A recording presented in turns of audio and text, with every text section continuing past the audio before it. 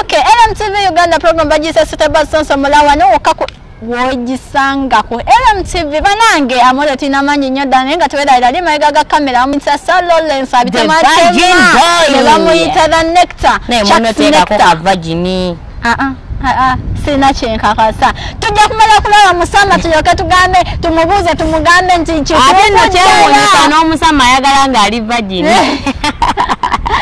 omusama ne bota ba virgin ayigirize yo naye bannange eyo lisimati se bannange naye nga abikutusaka wonnini woli obirabira bamuse the king Montage king himself bannange oye kaya tisinga mu kintu kino ya kisinga tikwasaganya kyentegeeza kumuya gatwino nako lwalero ataga nako bannange omuyimbi Evelyn Lagungo naye mukyala yasigaza erinnya lya bawe nga bayawukana muyimbi atenga muzanyi wa katemba Evelyn Lagungo emaliga ko yalwala nawona kozo omutima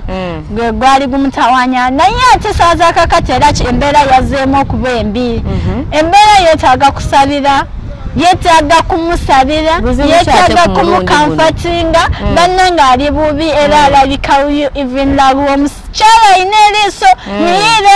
era olaba nti mu mbeera gy'alimu lyeriiso lyasigadde likoze ki gyeriraga naye nga omukyala ono bannanga alabika bubi bane mukama katonda wange ekyamazima Evelyn Lagungo essaawa zino alabika bi ali mu mbeera mbi yetaaga sala yetaaga buyambi eri abo emikwano ab'emikwano ab'Uganda babadde n'olutalo soko lututangaaze olutalo kale tetusaga duyingiramu essaawa zino engeri nti essaawa zino tuli mu nnaku tuli mu twagala selebu baselebu b'Uganda okubanga omanyi bw'ogira n'omuntu wabeerawo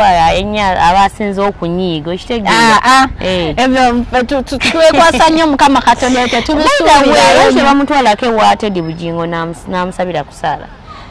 tujja tambula mu makyaki gonna naye ng'essaawa zino yeetaaga ddwaliro mostly yeetaaga nnyo ddwaliro nti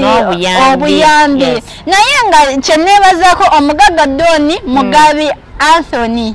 ye yamukubagizayo obukadde 2 yamuwaddeyo obumuyambe okukola ki okugenda mu ddwaliro obumuyambe okumutwala okumulabirira mu mbeera gy'alimu obumuyambe ku ddagala kale bambi omutima omugabi ogwo ye Doni Anthony tumwebaza nnyo kubanga abadde naye nammwe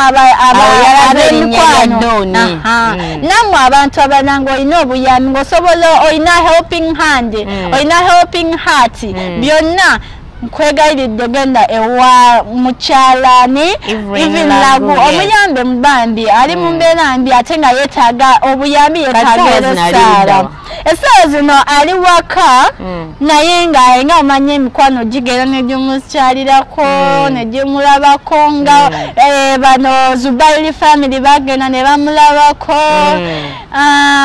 abayimbi bangi ne bannakatemba naye nga ddala jjukira Zubairi family yali yafuuka family gyali mikwano Baganda bamubeererawo mu buli kimu era bagenze ne bamulabako naye nga ate tuvudde erudda eyo mu mbeera embi ate ye mutabani we yakoze bulungi siniyafo bambi mutabani we ye yakoze bulungi siniyafo ekyokubeera nti embeera embi eya mami teyamugjeeko nti yasobodde okukola ki okubeera nga apafominga ye Fred Kasavu congratulations wadde nga embeera ya mami teyasobodde kujjako naye ffe tukuyozayoza yabadde musiniyafo naye nga essomero lyabadde Pride College Mpigi gye yabadde naye so emabegako ate yali ku St Mary's naye olwekuba embeera eyakyukakyukamu ne bagamba no katukutwalewa osobole all in all nga twagabagala akoleki amalesiniafo naye nga yebambye mweyo embeera ye musanyufu naye nga yo embeera yayitidde mu grade ki yayitidde mu first grade kubanga yafunye 34 second eba second grade super yes eba second grade super yakoze bulungi bambi tumwebaza naye nga banange kyenjagala okubagamba era okubakatiza ye Evelyn Lagungo embeera ye si nnungi nawe ebifaananyi osobola obyerabirako n'olaba era n'osobola n'okuwulira ne ku ddoboozi lye.